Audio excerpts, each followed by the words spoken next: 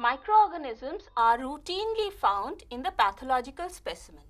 Now, these microorganisms include bacteria, fungi, protozoa and viruses.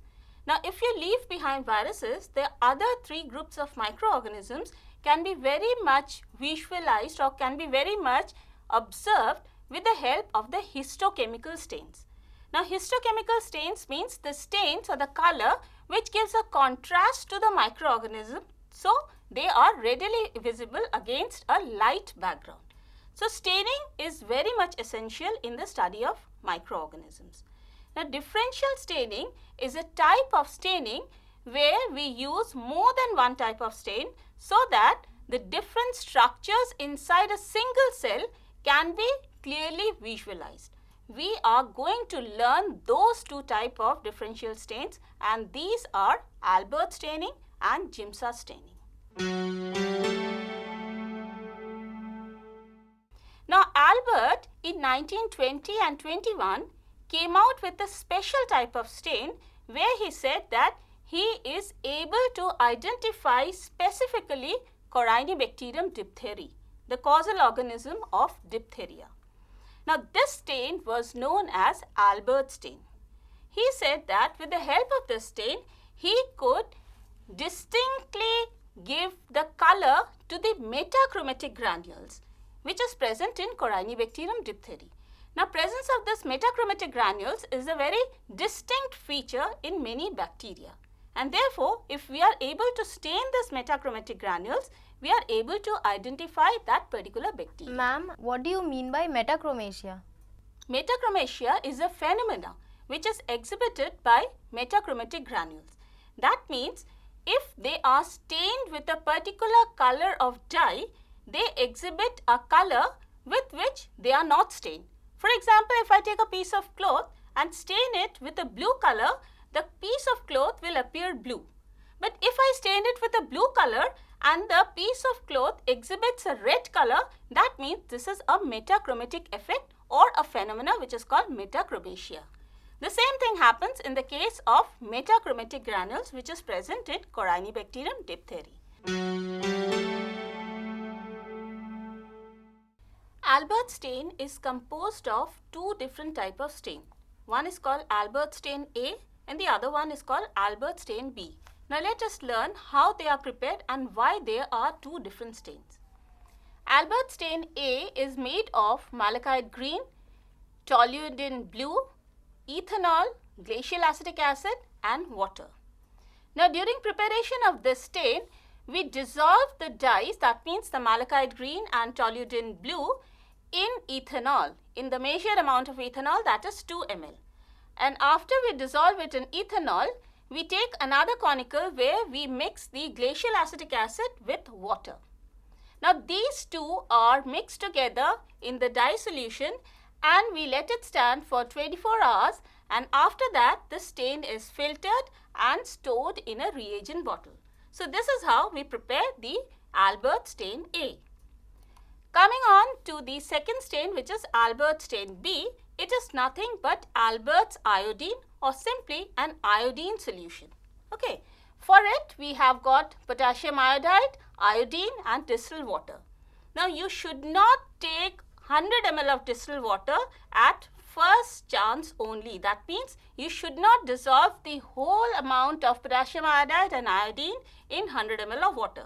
So, take only 20 to 30 ml of this distilled water, and this 10 gram of potassium iodide is dissolved first, and after that we add iodine, and with a little amount of heating and gentle shaking, dissolve the two and then make up the final volume to 100 ml. So, this is how Albert stain B or Albert's iodine is prepared. This should be stored in a dark bottle or amber colored glass bottle. Now, the toluidine blue O stains the acidic part of the cell. The acidic part means the volutin granules or the metachromatic granules.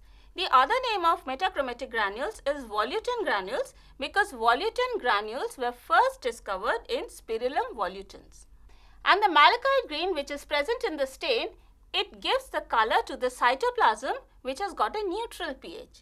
So the acidic color is imparted by toluidine blue and the malachite green imparts the color to the cytoplasm. After this, we find that the granules are stained blue, but they appear red. This is what we say the metachromatic effect or metachromasia.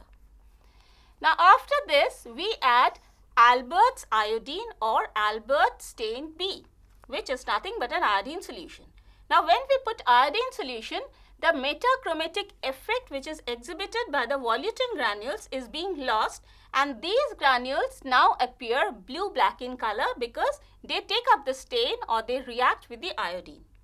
So what we observe after this is the color of the cell is green, which is malachite green, and the metachromatic granules appear blue-black or black in color.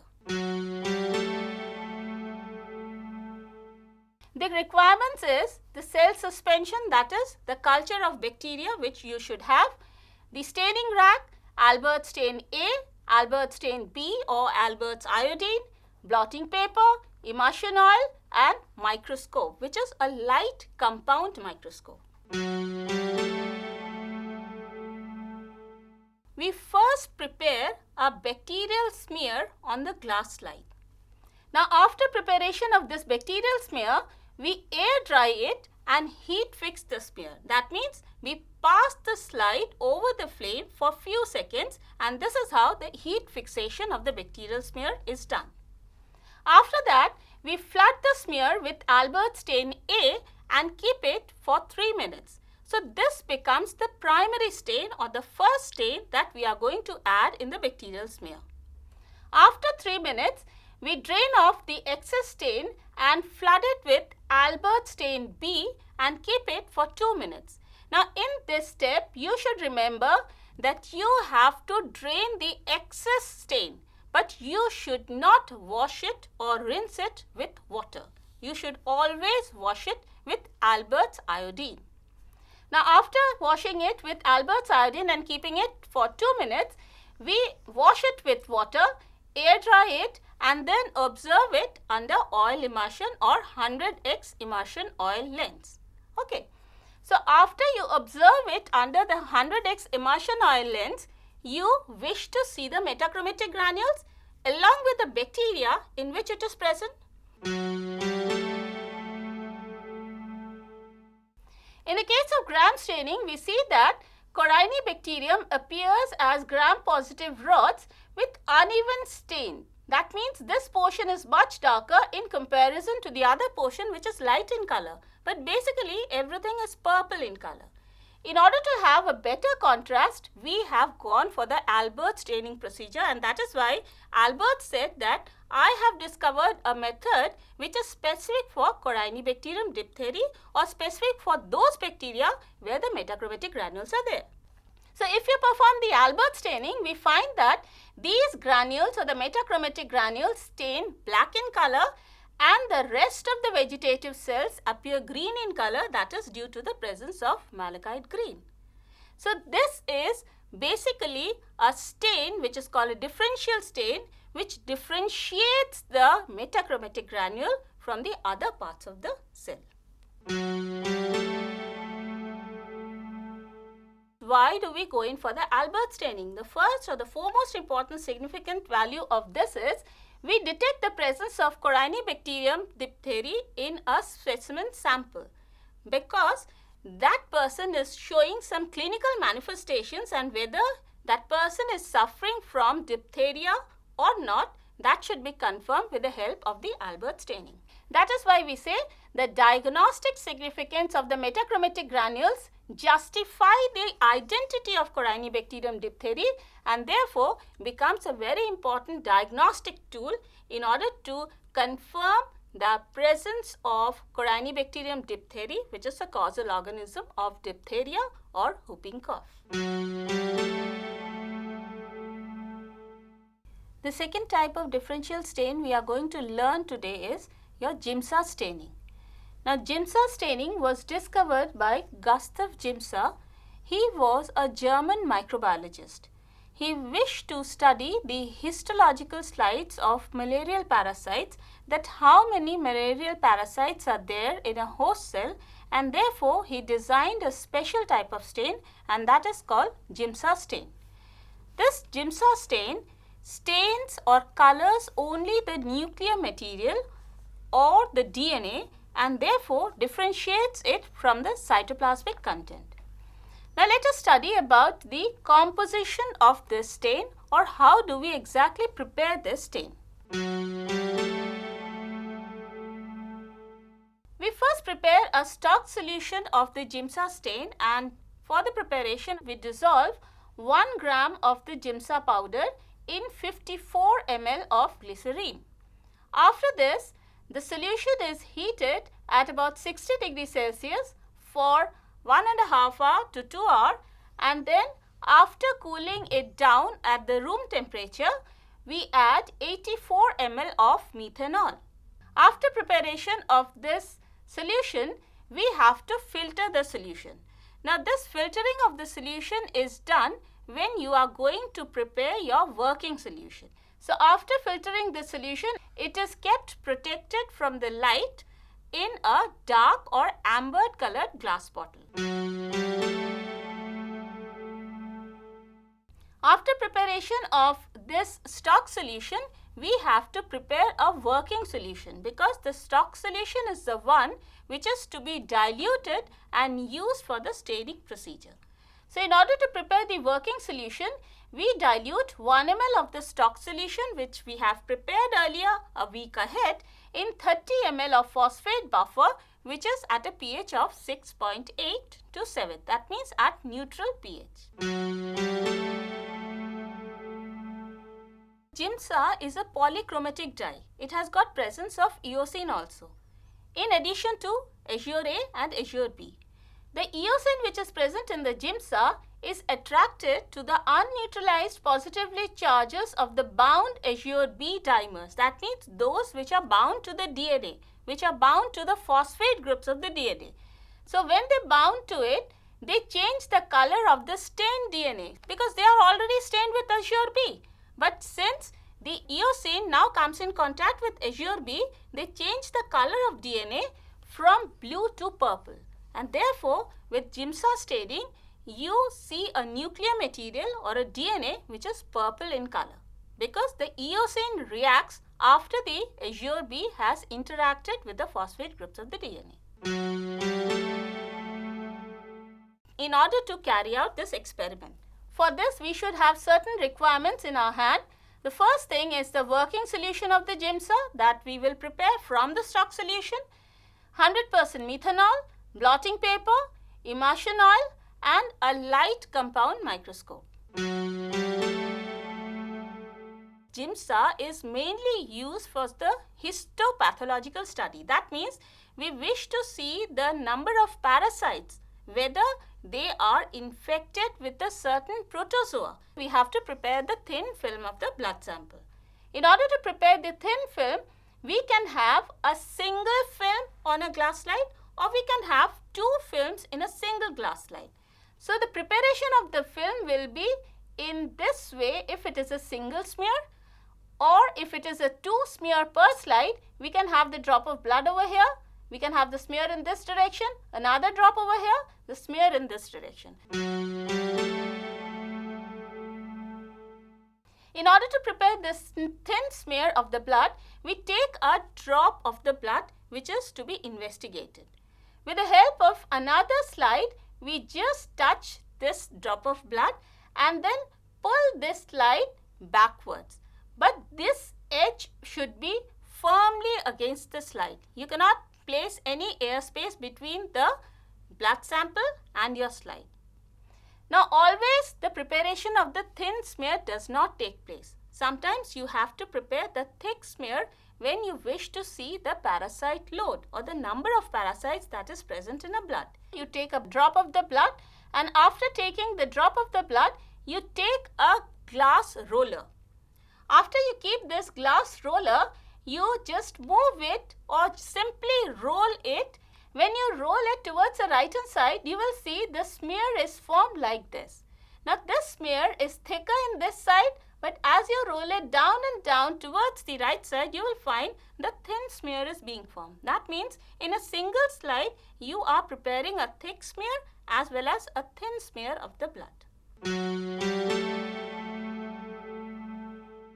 Now thin films are fixed with methanol. This is ice cold methanol. Ma'am, I have a question. Why do we use methanol and not ethanol for the fixation of the blood smear? See, methanol, and the difference between the ethanol is ethanol dehydrates. That means if you use 100% ethanol, the cell integrity or the membrane integrity of the cell is being lost. Therefore, the cell loses its shape, and whatever is present inside that cell, it crumbles up. You are not able to see it. We don't want to crumble up the cell. We don't want to dehydrate the cell. We want to fix the cell. Therefore, for fixation, we only use methanol, which coagulates the protein, and as a result, the smear is being formed. For the fixation of the blood film, we add this ice cold methanol, or you simply dip this slide inside the ice cold methanol for 15 to 30 minutes. So this is the step when you are going to coagulate the protein. As a result, the smear is going to be fixed over the glass line. If you use ethanol, that ethanol should be 70%, not 100%, because it is going to dehydrate the cell. It is going to change the shape of the cell. And that fixation time should not be more than 20 minutes. The ultimate aim is we want to stain this blood so that we are able to see whether the blood is infected or contaminated or not. During the staining procedure, we take a staining dish in which the working solution is poured. Now after this is being taken, we place the thin film and the thick film into the staining dish. It is better to use two chambers separately. So you stain for 45 minutes in this working solution of the Giemsa. Now we have to go in for the washing of the slides, because the excess stain will disturb the visual part or you will not be able to see it clearly.